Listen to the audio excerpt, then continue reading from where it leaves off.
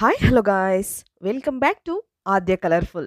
ನಾನು ಸುಮಾ. ಫ್ರೆಂಡ್ಸ್, ಇವತ್ತಿನ ವಿಡಿಯೋದಲ್ಲಿ ಒಂದು ಬ್ರೇಕ್ಫಾಸ್ಟ್ ರೆಸಿಪಿನ ನಿಮ್ಮ ಜೊತೆ ಶೇರ್ ಮಾಡ್ತಾ ಇದ್ದೀನಿ. ಈ ಒಂದು ಬ್ರೇಕ್ಫಾಸ್ಟ್ ಮಾಡೋದಕ್ಕೆ ಮೊದಲನೇದಾಗಿ 1 ಕಪ್ ಆಗೋಷ್ಟು ನಾನು ರವೆನ ತಗೊಳ್ತಾ ಇದ್ದೀನಿ. ನೋಡ್ಬೋದು ನೀವು, ನಾವು ಉಪ್ಪಿಟ್ಟಿಗೆ ಬಳಸ್ತೀವಲ್ಲ ಅದೇ ರವೆನ ಹಾಕ್ಕೊಳ್ತಾ ಇರೋದು ನಾನು. ಸೊ ನೀವು ಸಣ್ಣ ರವೆಯಲ್ಲಿ ಕೂಡ ಈ ಒಂದು ದೋಸೆನ ಮಾಡ್ಬೋದು. ಸೊ ಬೇಕು ಅಂದರೆ ಸಣ್ಣ ರವೆನ ಉಪಯೋಗಿಸಿ ಕೂಡ ಮಾಡಿ. ಸೊ ನಾನೀಗ ಒಂದು ಬೌಲಿಗೆ 1 ಕಪ್ ಆಗುವಷ್ಟು ರವೆ, ಹಾಗೆ ಅರ್ಧ ಕಪ್ ಆಗುವಷ್ಟು ಮೊಸರು ಮತ್ತು 1 ಸ್ಪೂನ್ ಆಗುವಷ್ಟು ಸಕ್ಕರೆ ಇಷ್ಟನ್ನು ಹಾಕಿದ್ದೀನಿ.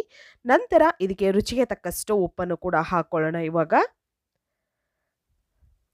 ಇಷ್ಟನ್ನು ಹಾಕಿ ನಾವು ನಂತರ ಇದಕ್ಕೆ ಜೀರಿಗೆ ಹಾಕ್ಕೊಳ್ಬೇಕಾಗುತ್ತೆ. ಸೊ ಫ್ರೆಂಡ್ಸ್, ನೀವೇನಾದರೂ ಫಸ್ಟ್ ಟೈಮ್ ನನ್ನ ಚಾನಲ್ಗೆ ವಿಸಿಟ್ ಮಾಡಿದರೆ ಪ್ಲೀಸ್ ನನ್ನ ಚಾನಲ್ನ ಸಬ್ಸ್ಕ್ರೈಬ್ ಮಾಡ್ಕೊಳ್ಳಿ, ಹಾಗೆ ಲೈಕ್ ಮಾಡಿ ಮತ್ತು ಶೇರ್ ಮಾಡಿ ಫ್ರೆಂಡ್ಸ್. ಓಕೆ, ಇದಕ್ಕೆ ಒಂದು ಅರ್ಧ ಸ್ಪೂನ್ ಆಗೋಷ್ಟು ನಾನು ಜೀರಿಗೆನ ಹಾಕ್ಕೊಳ್ತಾ ಇದ್ದೀನಿ. ನೋಡಿ, ಜೀರಿಗೆ ಹಾಕಿದ ನಂತರ ಇದಕ್ಕೆ ಒಂದು ಅರ್ಧ ಕಪ್ ಆಗುವಷ್ಟು ನೀರನ್ನು ಹಾಕ್ಕೊಳ್ಳೋಣ.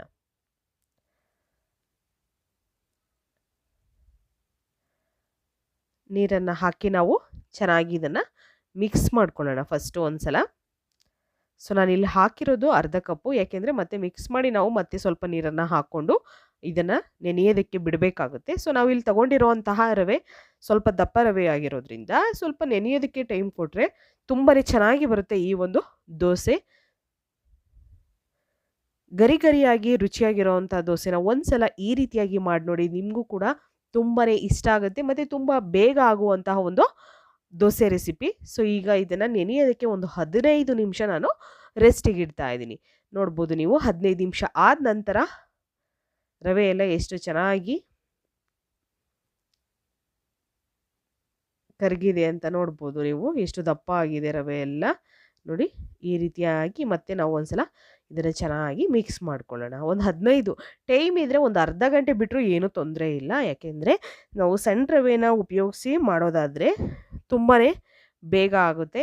ದಪ್ಪ ರವೆ ಆದರೆ ಸ್ವಲ್ಪ ನೆನೆಯೋದಕ್ಕೆ ನಾವು ಅದಕ್ಕೆ ಟೈಮ್ ಕೊಡಲೇಬೇಕಾಗುತ್ತೆ. ಹಾಗಾಗಿ ಸೊ ಇಲ್ಲ, ಈಗ ಮಿಕ್ಸ್ ಮಾಡಿರೋಂತಹ ಮಿಶ್ರಣನ ನಾವು ಒಂದು ಮಿಕ್ಸಿ ಜಾರ್ಗೆ ಹಾಕ್ಕೊಳ್ತಾ ಇದ್ದೀವಿ.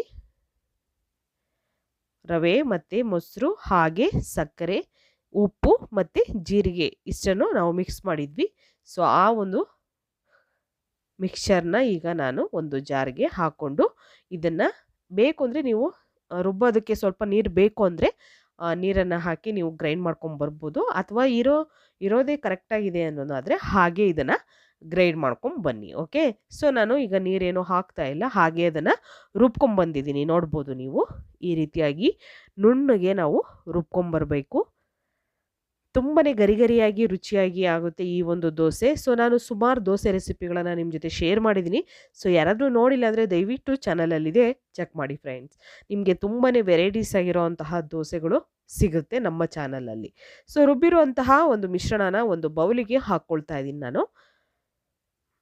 ಬೌಲಿಗೆ ಹಾಕಿದ ನಂತರ ಒಂದ್ಸಲ ಚೆನ್ನಾಗಿ ಇದನ್ನು ಮಿಕ್ಸ್ ಮಾಡ್ಕೊಳ್ಳೋಣ. ಸೊ ಇದಕ್ಕೆ ನಾನು ಅಕ್ಕಿ ಅಥವಾ ಬೇಳೆ ಯಾವುದನ್ನು ಕೂಡ ಉಪಯೋಗಿಸ್ತಾ ಇಲ್ಲ.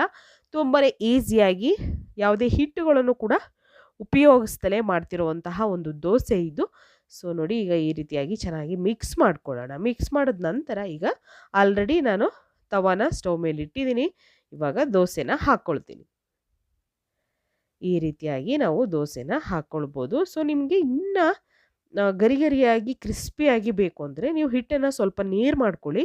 ನೀರು ಮಾಡಿಕೊಂಡು ನೀವು ಮಾಮೂಲಿ ನಾವು ನೀರು ದೋಸೆಗೆ ಹಿಟ್ಟನ್ನು ಹಾಕ್ತೀವಲ್ಲ ಆ ರೀತಿ ಹಾಕಿ ಖಂಡಿತ ತುಂಬಾ ಕ್ರಿಸ್ಪಿಯಾಗಿರೋವಂತಹ ಒಂದು ದೋಸೆ ಬರುತ್ತೆ ನಿಮಗೆ.